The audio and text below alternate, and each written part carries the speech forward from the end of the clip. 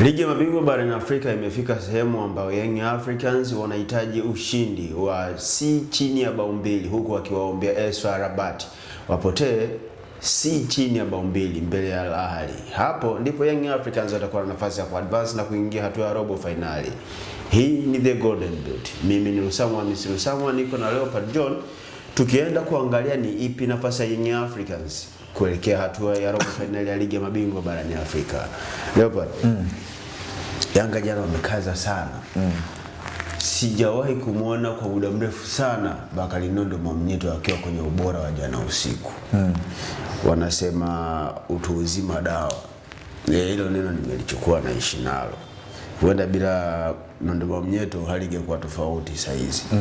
Performance ya Yanga kwa ujumla wake kuanzia dakika ya kwanza mpaka dakika zile walizoenda kuruhusu bao, tunaweza tukaiweka kwenye level gani?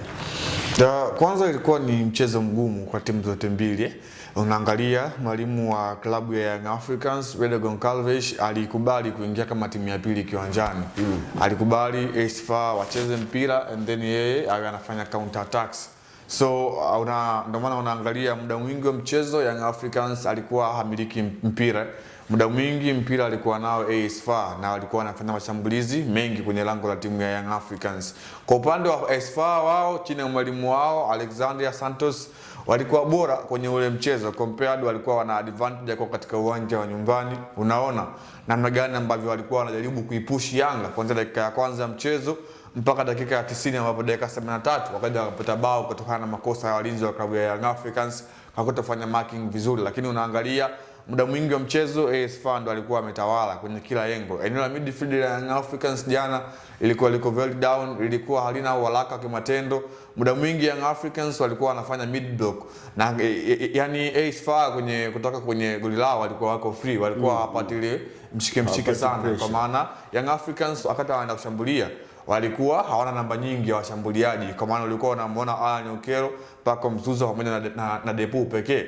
Wakati ingetakiwa walau Maxim Pia Nzengeli na Joki Ogabuya wangeongezeka katika hilo eneo, huku ma wing backs wakiwa wamesha overlapping. Lakini jana Young Africans walikuwa hawana huo mkakati, kwa maana jinsi gani walivyokuwa wameingia kwenye ule mchezo kuzuia. Kwa maana jana Young Africans alama moja kwao pengine ilikuwa ina faida sana kuliko kupoteza. Kwa hiyo mwalimu aliamua kuishi hivyo, kwa maana ni bora akaitafuta alama moja ambayo ni kama vile alikuwa anaweza kuipata, lakini baadaye unaona situation ya kimchezo Young Africans anapoteza na kuweza kudidimiza matumaini ya Young Africans kwenda katika hatua inayofuata. By the way, AS FAR jana alikuwa bora, alicreate chances nyingi sana, alitengeneza nafasi nyingi ambazo walinzi wa Young Africans walikuwa bora jana. Mwamnyeto kama ulivyomzungumza, Dickson Job, Ibrahim Baka walikuwa hawafanyi makosa mengi kwenye la ulinzi, kitu ambacho kiliwafanya kama vile kuwa bora kwenye sehemu moja ama nyingine na kuonekana kama kuwawini washambuliaji wa timu ya AS FAR wakina Hamza Kaba ambao nilikuwa nazungumza sana na watari wao. Lakini by the way, Young Africans jana ilibakia kidogo kuweza kuhakikishia afya kwamba ingebakia kidogo tu kwenda katika hatua inayofuata. Lakini mpaka sasa hivi Young Africans ana mlima mzito, japokuwa nafasi ipo, lakini kwenye 100% Young Africans ana asilimia takriban 40 kuweza kwenda katika hatua inayofuata. Kwa maana mchezo unaofuatia Young Africans na JS Kabylie katika uwanja wa New Amani Complex Zanzibar, and then AS FAR anakwenda katika uwanja wa Cairo kule nchini Misri kwenda kukipiga dhidi ya National Al Ahly.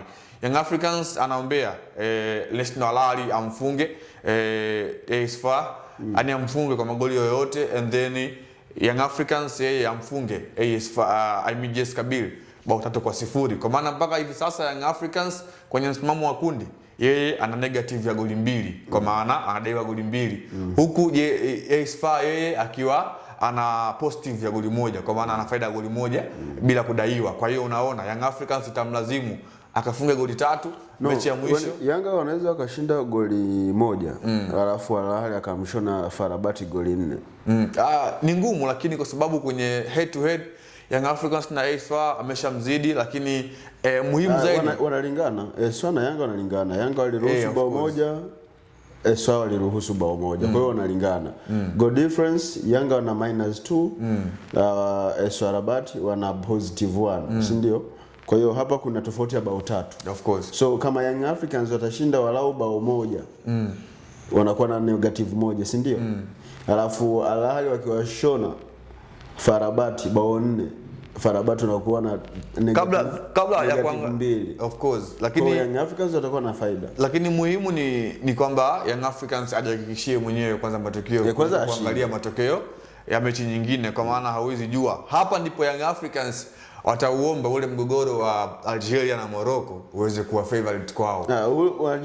Ni mgogoro wa Algeria na Morocco. Sio mgogoro wa Algeria na wa Morocco na Misri. Hizi zinazocheza ni Misri. Yaani nimezungumza hivyo kwa maana gani? Kwa maana Young Africans pengine JS Kabylie aone faida ya Esfa haiwezi kwenda kwenye hatua inayofuata. Kwa amue kulegeza. Amue kulegeza kwenye ule mgogoro wa Algeria na Morocco. And then hapo hasa kwenye soka letu la Afrika. Haya mataifa mawili yamekuwa yana mgogoro wa muda mrefu ambayo yanafikia mpaka kwenye mambo ya kisoka pia ya uhusiano. Sasa watifu na Al Ahly wakasema mwanangu kule si watawaachia.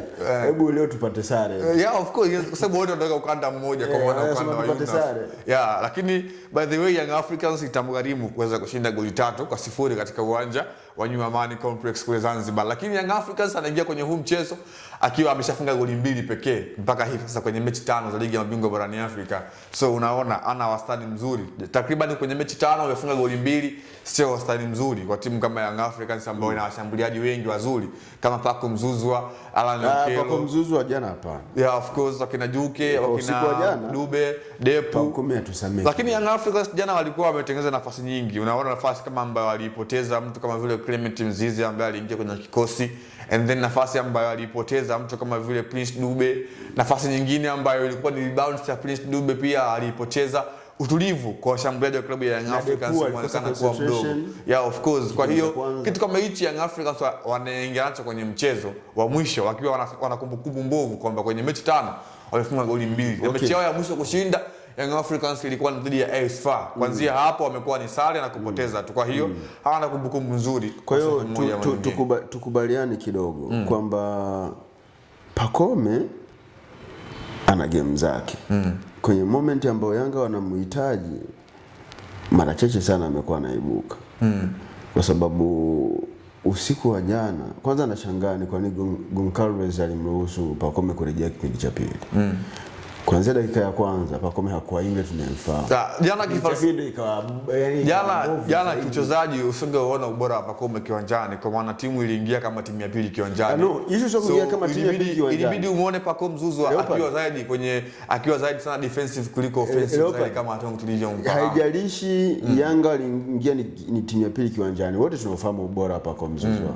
Jana unaona kuna dribble hata moja ilikuwa successful kutoka kwa Pacome. Unaangalia ile zone marking moja na man marking ambao walinzi wa AS FAR kuna wakati alikuwa anapata nafasi ya kutembea na mpira wala hata watu 5, lakini end product inakuwa mbovu. Yaani kuna namna alikuwa anaweza kumchukua beki akatoa wala sina kumbukumbu kama kuna pasi ya maana jana. Pacome kaitoa. Shida ni nini? Hebu tuangalie kwanza hapa. Shida kwa Pacome jana ilikuwa ni nini?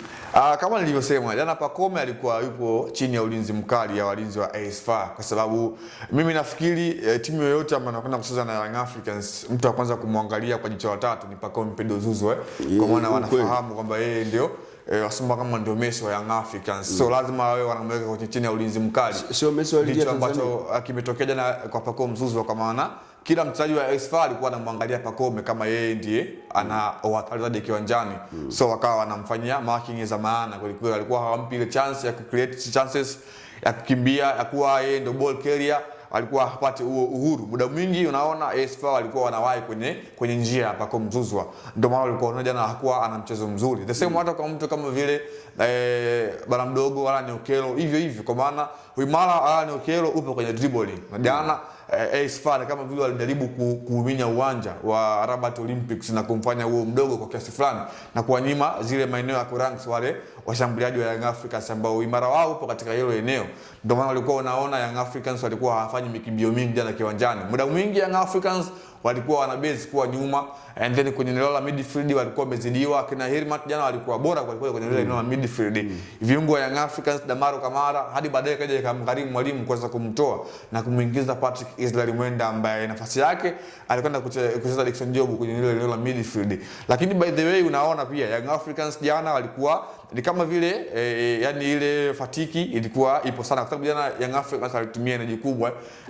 Fatiki inasababishwa na nini? Kwa sababu unaangalia jana walikimbia sana kiwanjani, walikuwa timu ya pili. Kwa hiyo hawakujiandaa vizuri na mchezo. Ile unaangalia ile yani muda mwingi wewe ukuwa unashambuliwa, utakuwa lazima utachoka physical, utakuwa hauko timamu vile kama ulivyokuwa, kwa sababu muda mwingi utakuwa unakimbia maeneo mengi kuliko mpinzani wako, unagusa maeneo mengi kuliko mpinzani wako. So kuwa na endurance dakika 90 inakuwa ni mchezo kuliko. Ungekuwa Gonçalves mchezo dhidi ya JS Kabylie utakaofanyika kwenye uwanja wa Amani Complex, ungeanza na nani kati ya Depu na Prince Mpumelelo Dube?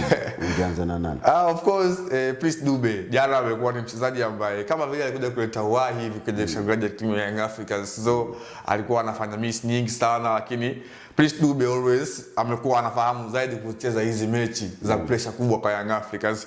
Mimi nafikiri mwalimu Pele Goncalves kesho inabidi aongee na mwalimu wa Simba kwa maana Steven Becker amfundishe kile ambacho jana alikifanya kwa kujilipua na kuweza kupata bao dakika za jioni kabisa kutoka kwa Anset Oura.